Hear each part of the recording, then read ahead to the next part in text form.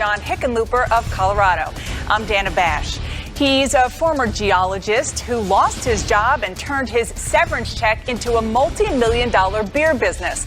And he is the second governor to enter this crowded field of Democratic candidates. Tonight, Governor Hickenlooper will take questions from Democrats and independents who say they plan to participate in the Democratic primaries and caucuses. Please welcome Governor John Hickenlooper.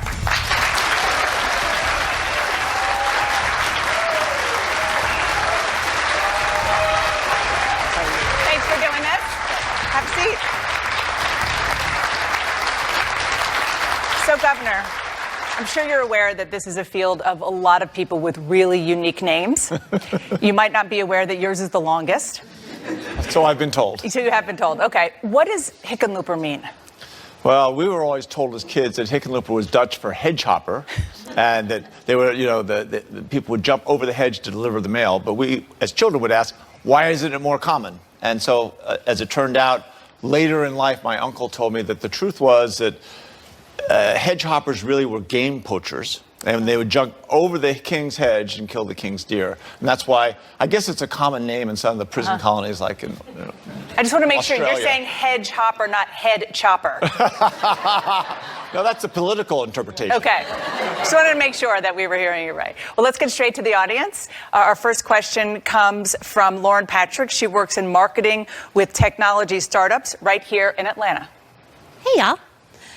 All right. As a geologist for the oil industry who was laid off, then started a brewery, and eventually became mayor of Denver, governor of Colorado, and now seeking the highest office in the land, you've shown how an American worker can pivot and continue evolving to build a successful career.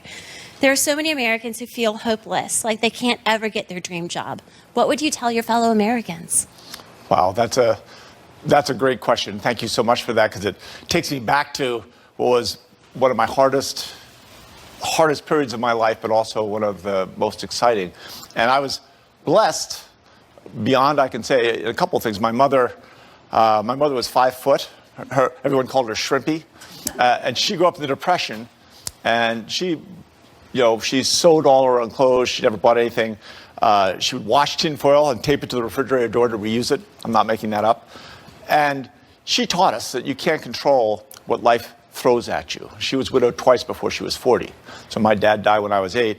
And, when I got laid off, and I was lucky, unlike a lot of Americans, I didn't have children, I didn't have all those responsibilities, but I did have a network of friends who helped me, this idea to create a restaurant that would brew its own beer.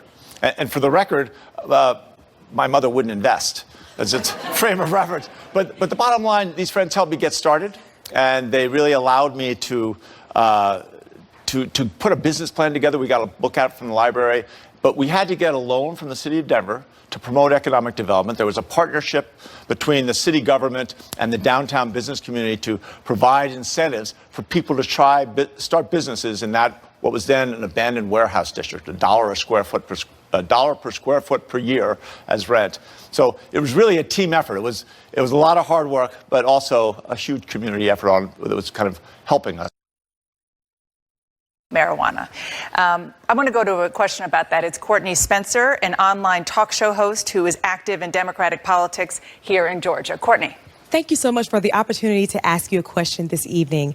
As governor of the state of Colorado, though you were opposed to it, you shepherded the enactment of Colorado Amendment 64, amending this statewide drug policy on marijuana. Have your thoughts toward this initiative changed? And if so, would you champion this for the rest of the country? Thank you, Courtney. I'm not surprised that that's one of the first questions I get asked. As my mother would say, you couldn't control what things would come in your path, what bad things life might throw at you. And in the end, we were very concerned about this, and I was opposed to it originally. No other government had ever legalized marijuana. Even Amsterdam just decriminalized it. We were worried about teenage consumption going up when their kids' brains are rapidly growing, what it could do. We were worried about the risks of more people driving while high. And partly, it's no fun to be in conflict with the federal government. But I believe that states are the laboratories of democracy, as Justice Brandeis said so famously, and that we would give it our best shot. And I have to say, at this point, most of our fears haven't come true. We haven't seen a spike in consumption. Significant increase among senior citizens, but I leave that to your own imagination. But I think the solution, I've come more and more to believe now that what the worst didn't happen, and even though our system's not perfect yet, we still have a black market. I think it's so much better than the old system when we sent millions of kids to prison, most of them kids of color, and not only imprisoned them, but made them felons, made difficult lives already difficult lives much, much harder. I would not ask the federal government to legalize it for everyone, but I think where states do legalize marijuana with the voters or through their General Assembly, the federal government should get out of the way and allow them to be able to get banking, which we can't legally get in Colorado, so everything's supposed to go by cash. Allow them to look at systems by which you can have this experiment go on successfully. And ultimately, my dream would be the federal government to make sure that the Department of Agriculture and the Food and Drug Administration regulate whether pesticides are used when this is being created, that we get we get all the legal barriers to doing medical research around marijuana, so that we can get one system nationwide for what is medical marijuana, what does it really, where does it work, where does it not work. Let's make this a real experiment through collaboration between the federal government and the states. Thank you. Governor, I want to ask you a somewhat related question. 30 years ago, while you were coming back from an employee's birthday party, you were arrested for drinking and driving. What did you learn from that experience? Well, certainly, it's funny, this was about 6 months after we'd opened our restaurant, and it was a farewell party for a manager, and I had, one last drink. Wasn't even thinking about it. I wasn't driving fast, but I got pulled over by an officer, and clearly I was I think 0.92, driving while ability impaired. And I've never been more ashamed, I think, in my life. And I resolved, I've been the guy in our whole restaurant community that made sure that nobody drank and drive, would drive while drinking or after drinking. And so we became the first restaurant where back then, this was just when designated drivers became something people talked about.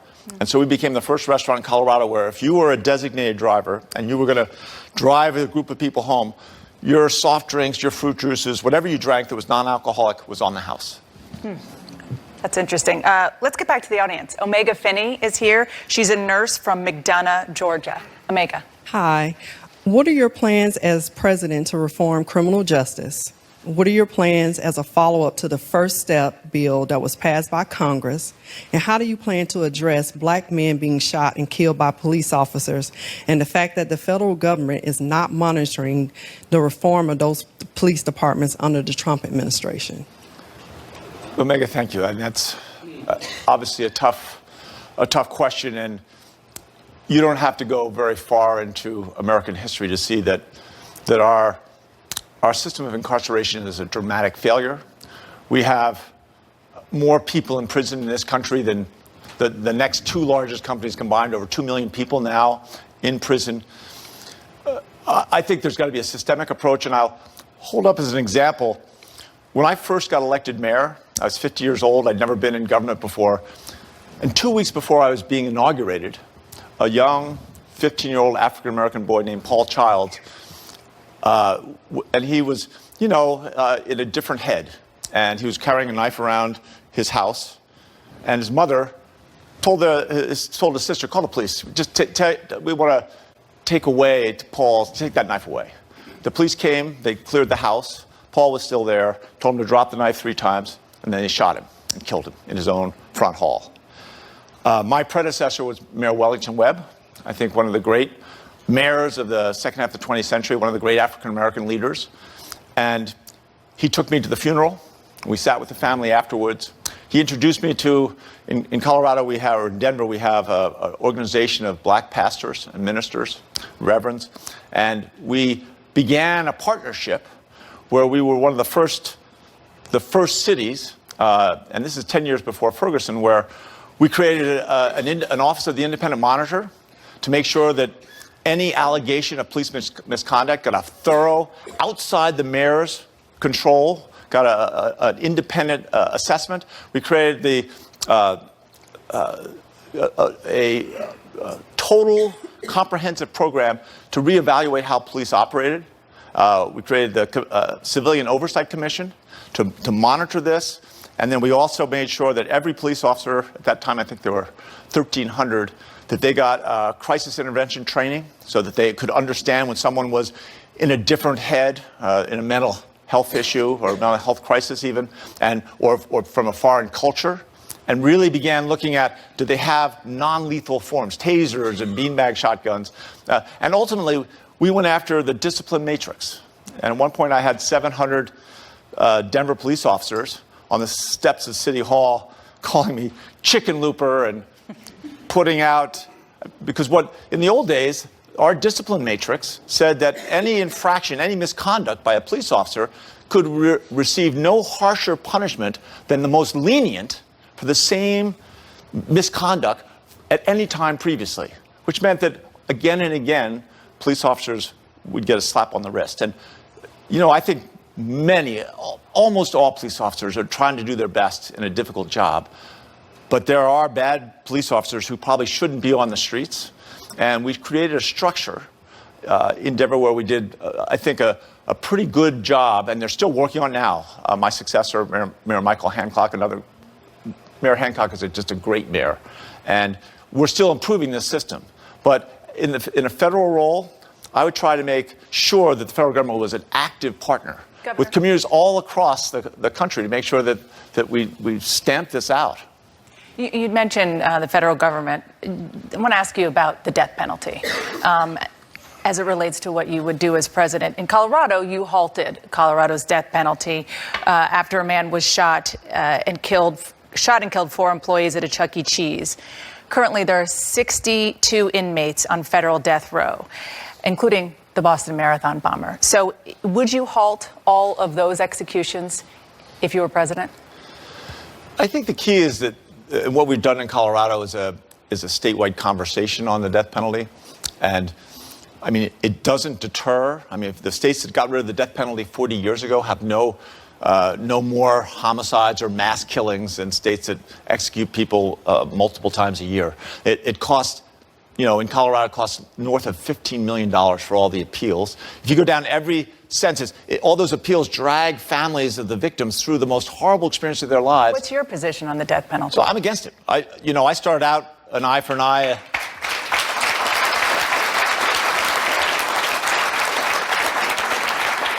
I started out an eye for an eye, a tooth for a tooth. But when I sat down, and actually I'm not Catholic, but the Catholic Archbishop, Charles Chaput, the day he was leaving, had breakfast with me, and he laid out a whole different way to think about it. And I spent 14 months getting the national experts on the death penalty and really digging in deep.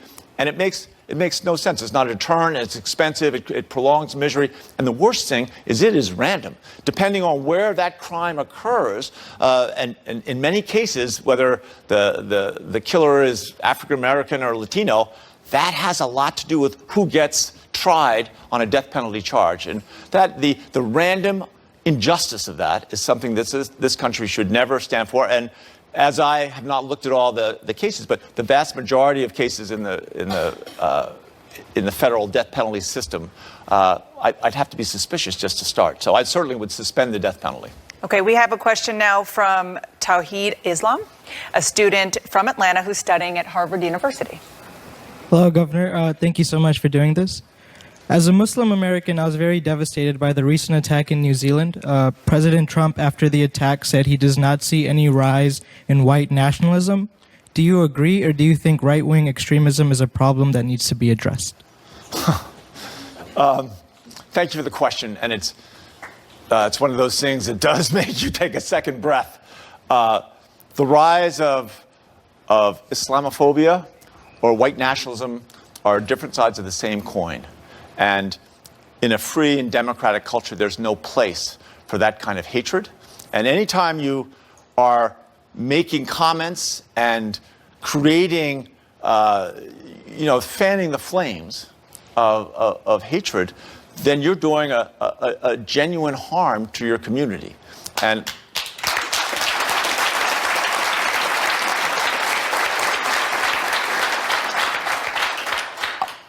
I don't know what to say. I think President Trump should be ashamed of himself. Get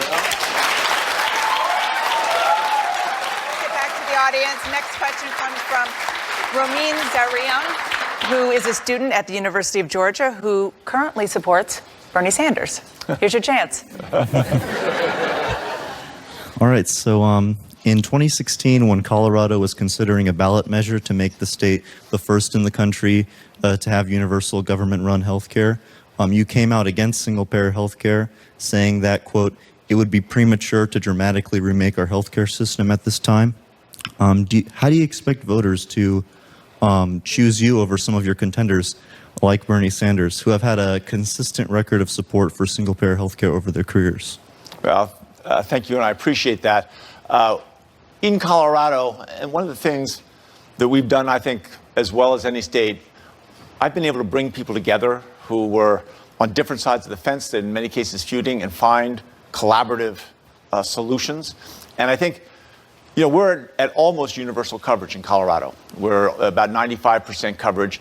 And we did that by expanding Medicaid, by creating one of the most innovative and successful healthcare exchanges in the country. I don't agree with Senator Sanders, the single-payer approach that you're going to have Medicare for all. I understand that we need a public option. I understand to get to that 100% coverage. I mean, let's be honest. Healthcare should be a right, not a privilege, right?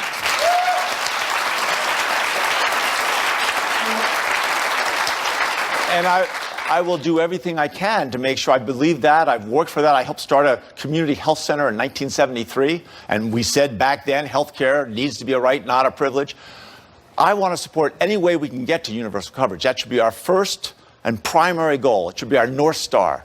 But I also recognize that there are north of 150 million people that have private. I mean, how many of you now have insurance through you or a family member have insurance through your place of business, right? I mean, there are over 150 million people that I can't imagine how we would pull them off of health care coverage that in most cases they like. I am more focused on how do we, make sure we get to universal coverage, and then make sure that we use, if it's Medicare, which I think is a good choice, or even Medicare Advantage, where you have different solutions and opportunities available, maybe more cost-effective even than Medicare.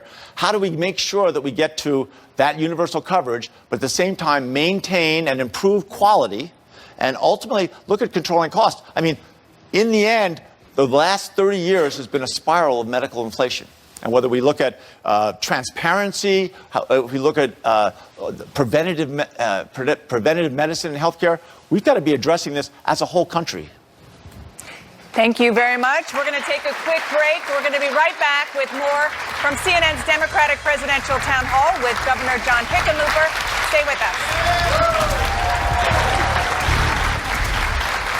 Welcome back to CNN's Democratic Presidential Town Hall with Governor John Hickenlooper.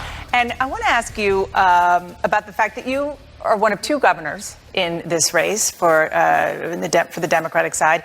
And you know how hard it is to run a state. But when you came home to vent one day to your then 11-year-old son, Teddy, he put you in your place, which is why you're laughing. He schooled you. He did. What did that teach you? So we were in the middle of trying to pass universal background checks for firearms, which we did. And I made the mistake of complaining to Teddy one night, which is a terrible mistake to do with an 11-year-old. He said, "Dad, what do you do at work all day that's so hard? Make decisions?" I said, "Well, Teddy, it's not that easy." And he goes, "Dad, come on, what do? I'll tell you what you do. You get the facts, you make a decision, check, next." I said, "Well, Teddy, it's not that easy." He goes, "Daddy, get the facts, make a decision, check, next." And then he goes, "Every day I go to school and I've got to learn something completely new that I didn't know existed the day before. If I don't get it perfect, the next day is misery because everything's based on the day before." I said after 5 minutes, "Teddy, you're right. You're right. 5th grade is harder than being governor." But I went into work the next morning and I realized in this battle over universal background checks, we'd gotten the national statistics, but we hadn't gotten the local statistics. We were getting to half the gun purchases. So I requested from the Department of Public Safety to get that information, and it was so powerful. I've retained it all these years just because I think every state should do what we did and get this data.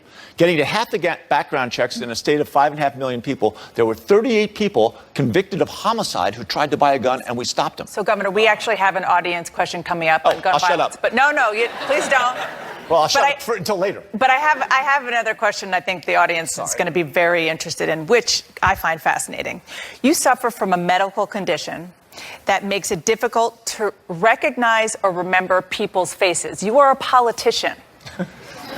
And before that, a restaurateur. And before a restaurateur. And you were introduced to your now wife 4 times before you remembered who she is. I'm out of here. Hi, I'm Dana. No, I'm just kidding. How do you deal with this?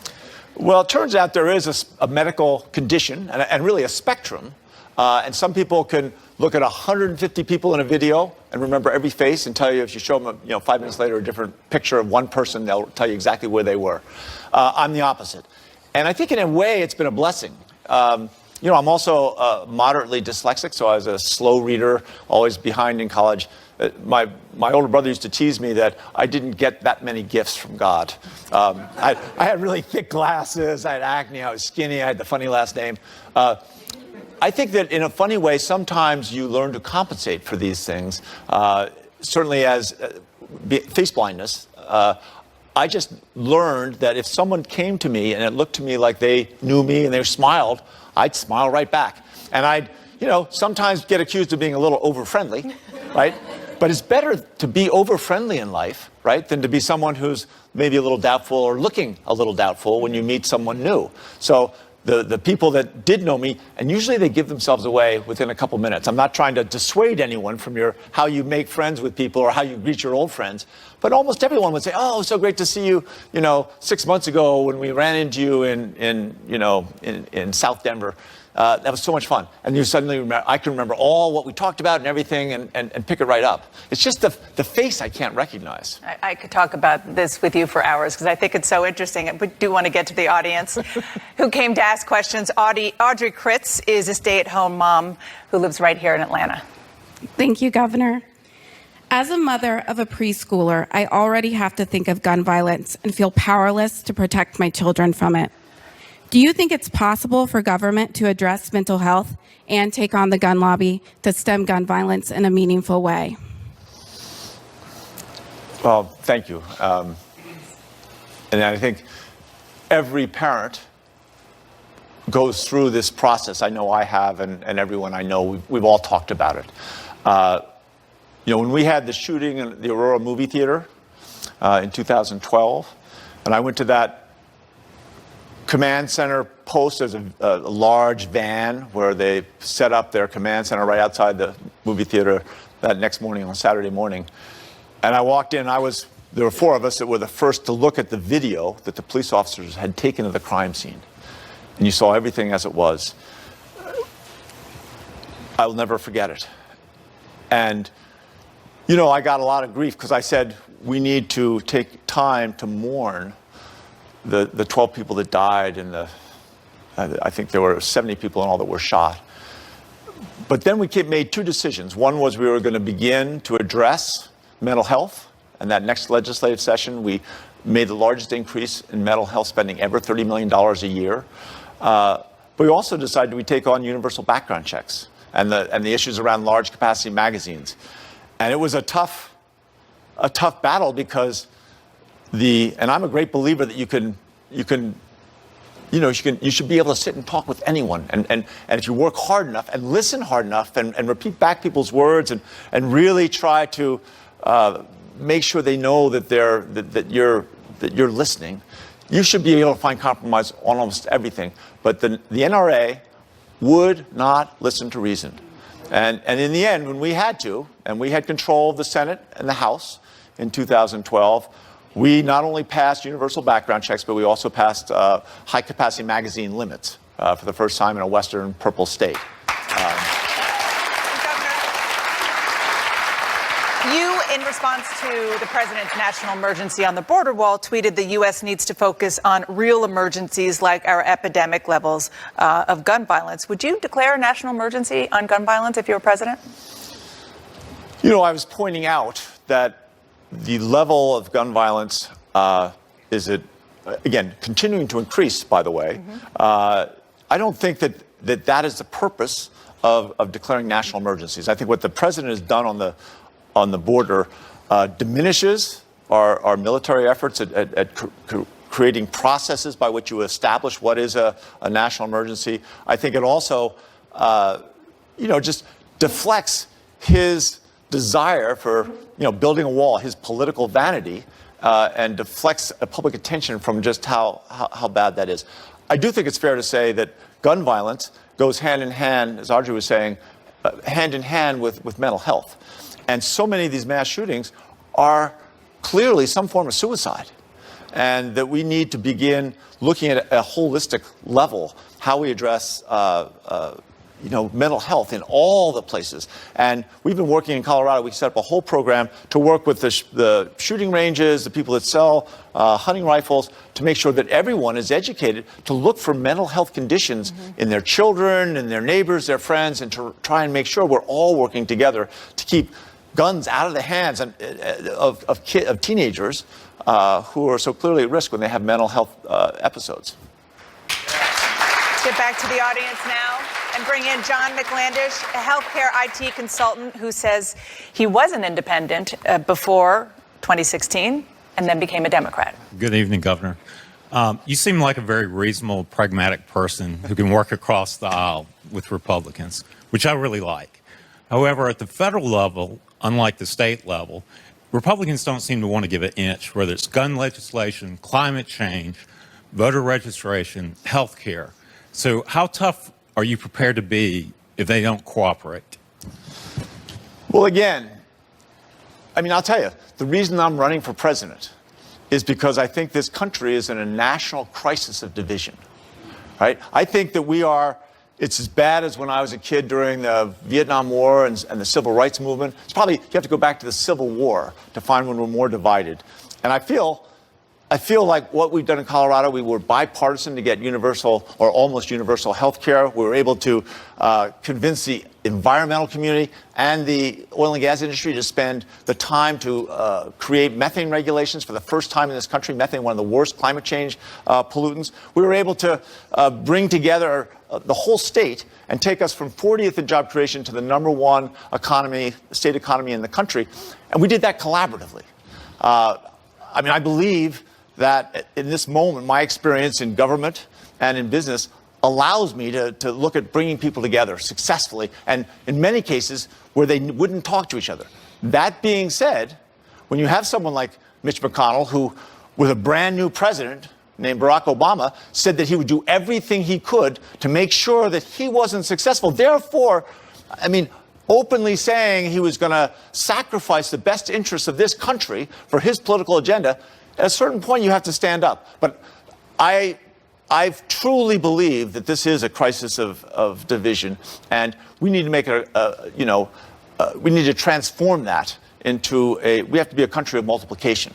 And on the issue of toughness, you were asked how tough you would be if you debated Donald Trump, and you said you don't believe it is smart to confront bullies head on. Why not? Well,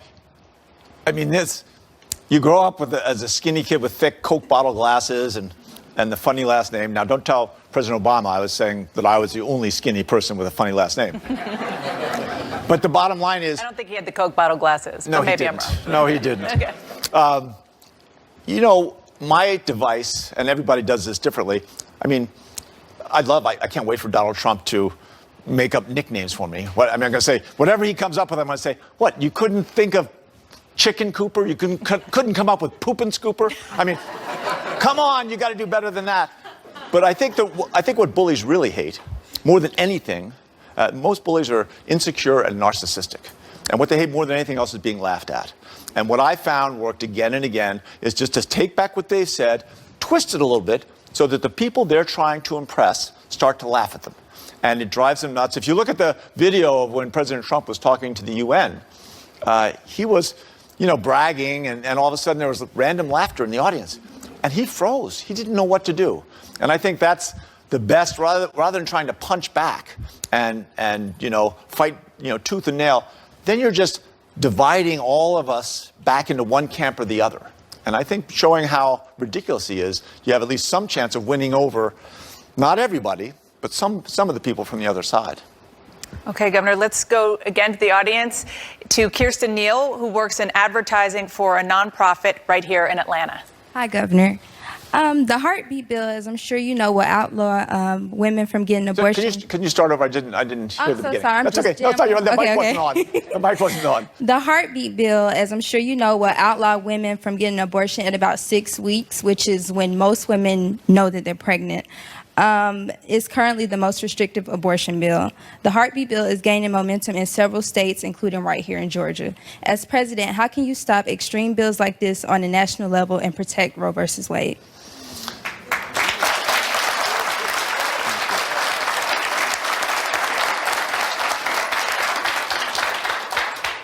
Well, the first thing I would do as president is make sure that we got the right people onto the Supreme Court, so we didn't have worries.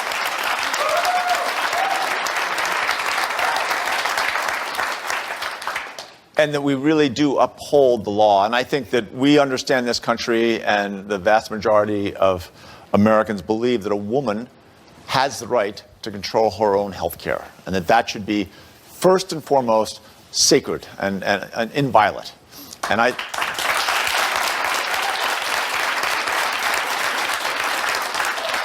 we have worked again and again in Colorado.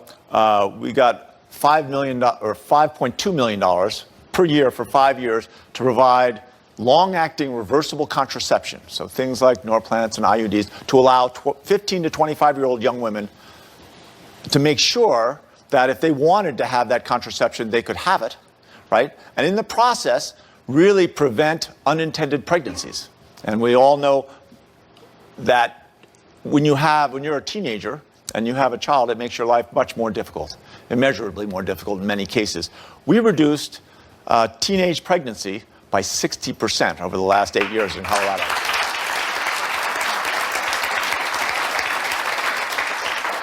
But I would make sure as president that that every issue within any state that violated a woman's right to decide her own health care would be met with litigation immediately. Let's go now to Kate Nahadil. Hope I said that right. Okay. She's a fellow geologist. Oh my gosh. Politically active here in Georgia. Normally look like this. It's normally a lot more dirt. You know what? I should point out that I am, to our knowledge, we had a young intern. I think I'm the first professional geologist to become a governor in the history of America. I'm not sure what that means. But I'm honored to be with another geologist. Thank you. Me too. So as a geologist, I understand the concern for our colleagues in the oil and gas industry when we hear talk of a Green New Deal. So based on all of the research that we have about climate change and the dangers of environmental contamination, do you now regret your fight to keep stricter drilling protocols, such as to keep drill rigs 2,000 feet from homes and schools, from being signed into law, or would you continue to keep regulations lax on the oil and gas industry? No, thank you for the question. I do appreciate it as one geologist to another. Thank you for promoting science. And Lord knows it would be nice to have somebody in the White House who actually understands science.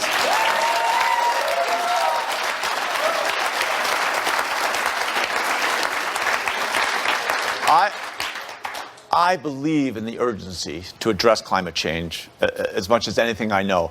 And I would argue that it is an issue that's going to disproportionately affect low-income people and people of color. Reverend Gerald Durley is here, who's been one of the leaders in terms of making sure that people understand the connection between the environment and communities of color and low-income communities, and make sure that we understand that this is a global issue at that level. I would hold Colorado's success in regulating the oil and gas industry and really all of our emissions up against anybody. We got the oil and gas industry to sit down with the environmental community. No other state's ever been. I mean, these people hate each other. It's worse than Coke hating Pepsi or the Hatfields and the McCoys. But But we got the environmental community to sit down in the same room for 14 months, and we created the first methane regulations in the country that the oil and gas industry paid $60 million for per year. It's the equivalent of taking 320,000 cars a year off the road. We have also gone and we worked with 10 Western states and the 6 Republican, 4 Democratic states to make sure that we took some of the Volkswagen diesel fraud settlement money and put it towards rapid recharging electric vehicle stations in a Western network so that there wouldn't be gaps and would really foster more people buying electric vehicles. We also, a year ago, announced that we were going to have the first time in the country's history, we're going to close 2 coal plants, gaps, and would really foster more people buying electric vehicles. We also, a year ago, announced that we were going to have the first time in the country's history, we're going to close 2 coal plants and replace it with wind, solar, and batteries. And in so doing, no natural gas for the times when the wind's not blowing, but with those batteries and the wind and the solar, for the first time, we'll close 2 coal plants, and the average electric bill for the consumers is going to go down. And I think that's... Thank you. Governor, we're going to sneak in another quick break. We will be right back with more from CNN's Democratic Presidential Town Hall with Governor John Hickenlooper live from Atlanta. Stay with us. Welcome back to CNN's Democratic Presidential Town Hall. We are live in Atlanta with Governor John Hickenlooper, and we want to get straight to the audience. Tracy Sims from right here in Atlanta, a mother of 2 boys. Hello. My son is a great student and a young pilot. He has been accepted to college for a major in professional flight. Unlike the parents that paid for their kids to get into a great institution, my son worked hard and did his best and got accepted.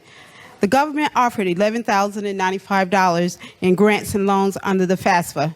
Tuition is $45,000 a year. My question is, what is your plan to help families like mine meet the growing cost of college tuition? Right.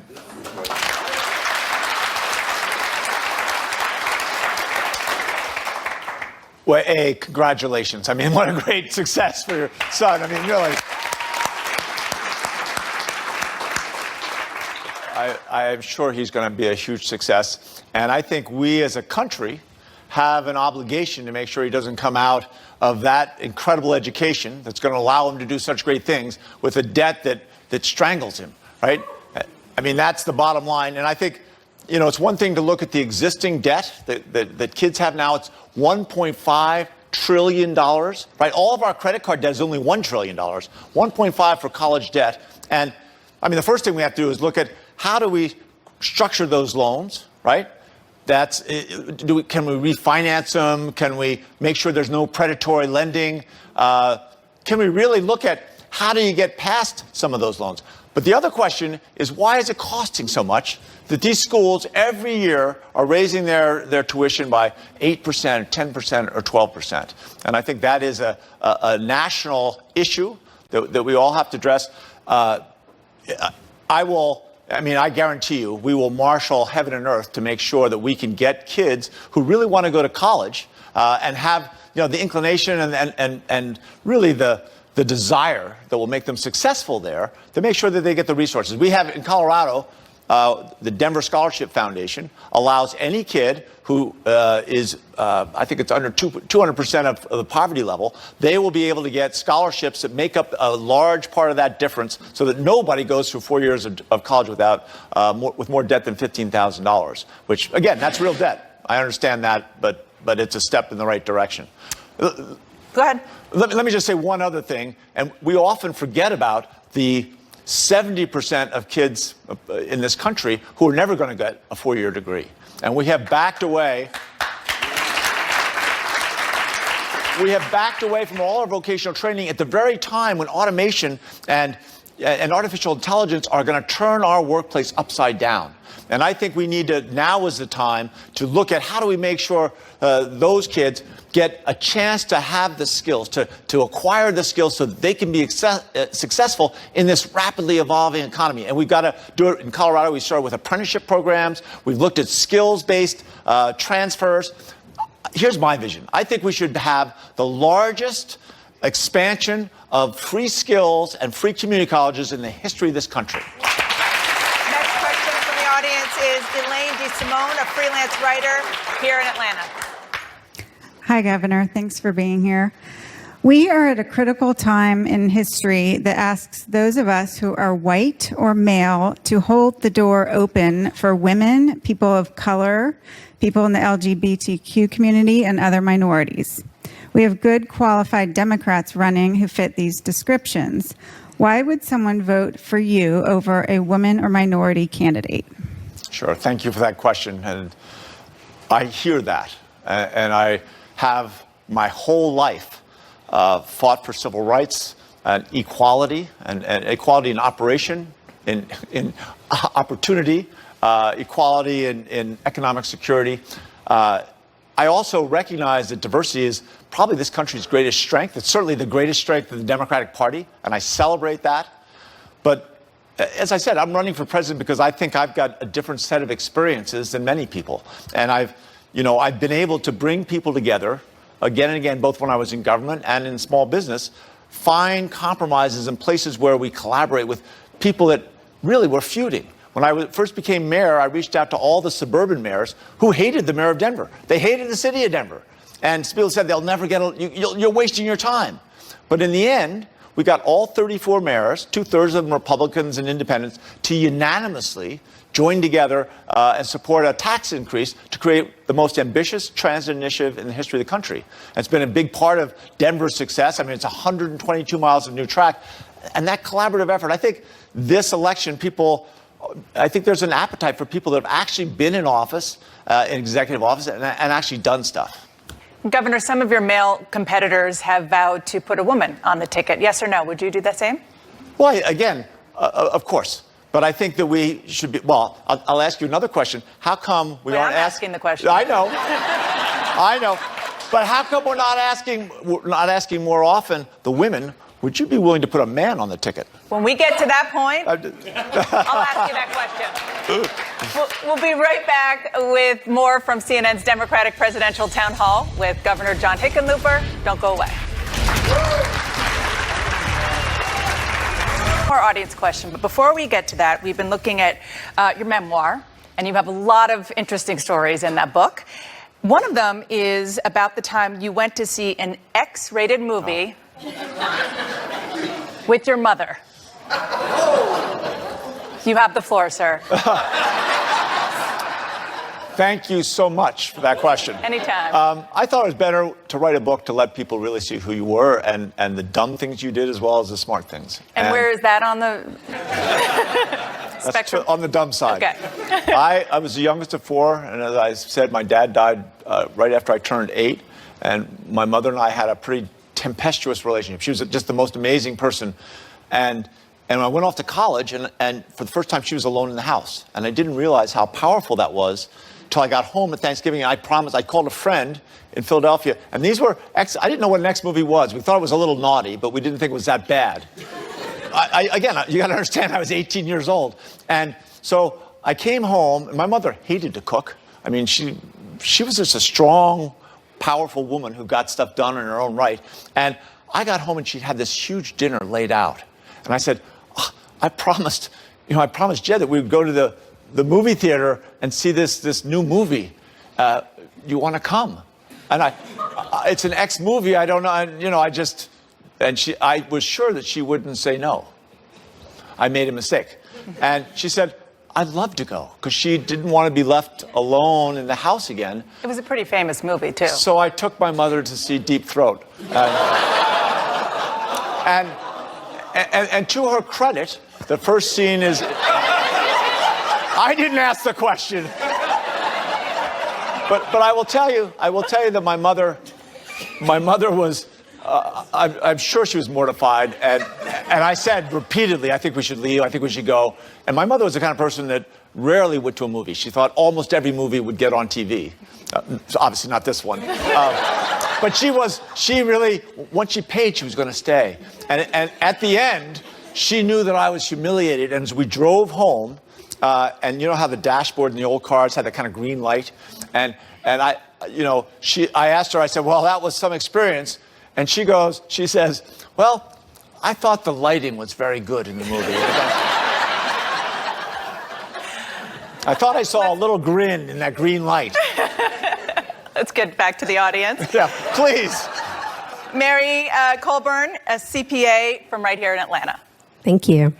As a pragmatic progressive, my vote will go to the candidate that is able to flip those middle-of-the-road Trump supporters and has a realistic plan to combat the country's largest issues. What is your plan to dispose of the socialist branding paraded by many conservatives? And how do you plan to appeal to Trump voters who have fundamental policy differences with Democrats, but don't feel like there's a place for them in Trump's Republican Party? Wow, that's a great question. That is so on spot. Let me just say that I don't like labels. I understand they get used all the time, but they generally objectify people and they diminish them. I was asked if I wanted to be a capitalist or if I was a capitalist. And, my one response was, in the end, it's as if you asked if I was a nerd in high school, in which case I would have said, well, it's not my first label I'd choose, but it'd be hard to argue with, right? And, I started, if you're going to give me a label, I am a capitalist. I started 20 businesses. I created 1,000 jobs. I helped reinvent a large part of downtown. And I think what we're doing with workforce training and making sure all kids of all ages have the skills to engage, at a high level with these new jobs that are going to come out by the millions. Right now, there are many millions of jobs that require higher levels of skills that businesses can't get filled. And I look at, I understand that the middle class is shrinking, right? And that just because corporations have record profits, it doesn't mean that the country is doing better. I understand that millennials don't hate the idea of buying a house and starting a family. They're just buried in mountains of debt.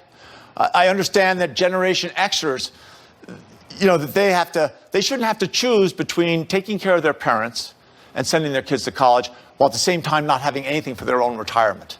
And I think those are going to be some of the questions that those people that voted for Trump didn't feel they were getting an answer from in the Democratic Party. And I think I can do what we did in Colorado. When I started, we were 40th in job creation. We became, for the last 2 years, according to the U.S. News and World Report, the #1 economy in the country. And we did it by embracing everybody. Everyone was part of designing that. Everyone was expanding access to capital, cutting red tape and bureaucracy, making it easier for entrepreneurs to start businesses. We can do this on a national level and really lift up the entire country. Governor, thank you so much for joining me this evening. Thank you so much. Appreciate it. No, thank you very much. And thank you.